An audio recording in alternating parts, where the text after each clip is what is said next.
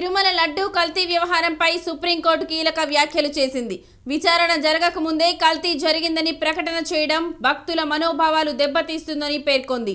తిరుమల లడ్డూలో కల్తీ జరిగిందని ఏపీ ప్రభుత్వం చేసిన ఆరోపణల మేరకు వైసీపీ నేత టీటీడీ మాజీ చైర్మన్ వైవి సుబ్బారెడ్డి, బీజేపీ నేత సుబ్రహ్మణ్య స్వామితో పలువురు దాఖలు చేసిన పిటిషన్లపై సుప్రీంకోర్టులో విచారణ జరిగింది.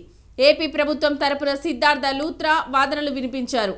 లడ్డూలో నాణ్యత లోపం ఉందని భక్తులు ఫిర్యాదు చేయడంతో టీటీడీ అధికారులు తనిఖీలు నిర్వహించి నెయ్యిని సరఫరా చేస్తున్న ఏఆర్ ఫుడ్స్ ట్యాంకర్లను పరిశీలించి టెస్టింగ్కు పంపించారని తెలిపారు.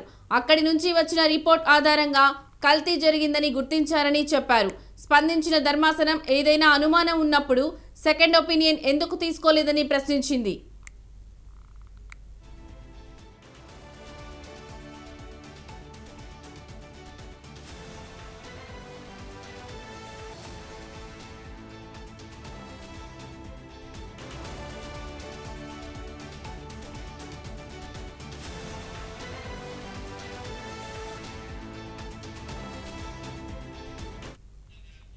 నెయ్యి కల్తీ జరిగినట్టు గుర్తించిన తర్వాత తయారైన లడ్డూలను టెస్టింగ్కు పంపారా, లడ్డూలో కల్తీ జరిగిందని నిర్ధారించారా అంటూ ప్రశ్నల వర్షం కురిపించింది. కల్తీ నెయ్యితో లడ్డూలు తయారు చేసినట్లు ఆధారాలు లేవని స్పష్టం చేసింది. మైసూర్, గజియాబాద్ ల్యాబ్ల నుంచి ఎందుకు సెకండ్ ఒపీనియన్ తీసుకోలేదని, నెయ్యి కల్తీ జరిగినట్లు సాక్ష్యం చూపించాలని ఆదేశించింది.